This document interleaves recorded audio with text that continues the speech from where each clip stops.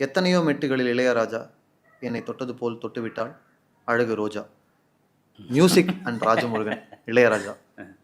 First படம் பார்த்தது இருக்குது பார்த்தீங்களா? படம் பார்த்தது வந்து ஒரு 5 வயசு 6 வயசு அப்படி இருக்கும்.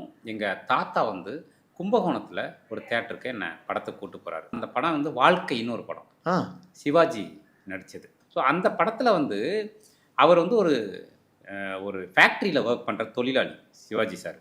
அவர் என்ன பண்ணுவார்னா, ஒரு இடத்துல இதில் கையை விட்டுருவார், மெஷினில் கையை விட்டுருவார். மிஷின் வந்து இது கை வந்து துண்டாயிடும்.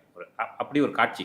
அது வரைக்கும் படம் பார்த்துட்டு இருந்தேன். அந்த காட்சி வந்த உடனே எனக்கு ஃபஸ்ட்டு டைம் படம் பார்க்குறோம் இல்லையா, அந்த காட்சி வந்தோடனே பயங்கரமாக அது எஃபெக்ட் ஆகி பயங்கரமாக அழுது உடனே தேட்டரை விட்டு வெளியில் பயம் வந்துருச்சு பயங்கரமாக. அப்படின்னு சொல்லி வெளியில் எங்கள் தாத்தா கூப்பிட்டு வந்துட்டார். அவர் பயங்கர சிவாஜி ரசிகர்.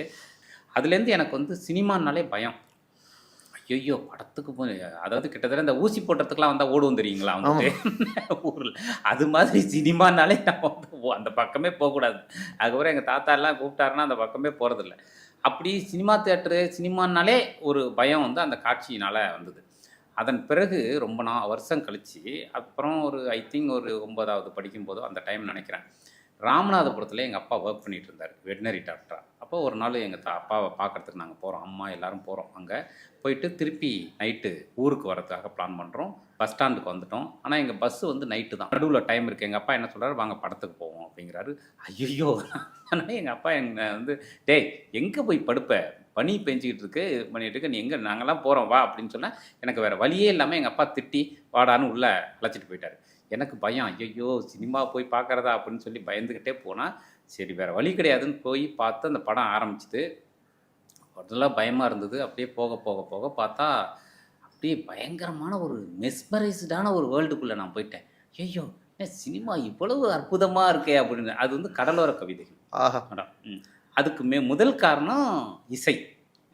அந்த படத்தோடைய மியூசிக் இருக்கு இல்லையா, அது வந்து அப்படியே என்ன ஒரு மாதிரி, அந்த படத்தோட விஷுவல்ஸும் அப்படி இருக்கும், இசை வந்து ஒரு மாதிரி என்னை பண்ணிடுச்சு. ஏதோ ஒரு மெஜிஷியன் ஒரு ஆள் இருக்கான், இது பின்னாடி உட்காந்துக்கிட்டு அவன் ஏதோ ஒன்று பண்ணுறான் அப்படின்னு எனக்கு தோணுச்சு. அதிலே நீங்கள் பார்த்தீங்கன்னா, நீங்கள் கடலோர கவிதைகள் பார்த்துருப்பீங்க. அதில் வந்து அந்த ரேகாவை அவர் சந்திக்கும் போதெல்லாம் காதலுக்கு ஒரு தீம் ஒன்று வரும். அப்படியே அந்த தீமுடைய கொஞ்சம் ஒரு சின்ன மாறுபட்ட ஒரு வெர்ஷன் வந்து அவங்க அம்மாவுக்கு வரும். சத்யராஜ் அவங்க அம்மாவை பார்க்கும்போது அதோடைய ஒரு சோக வெர்ஷனாக அது வரும்.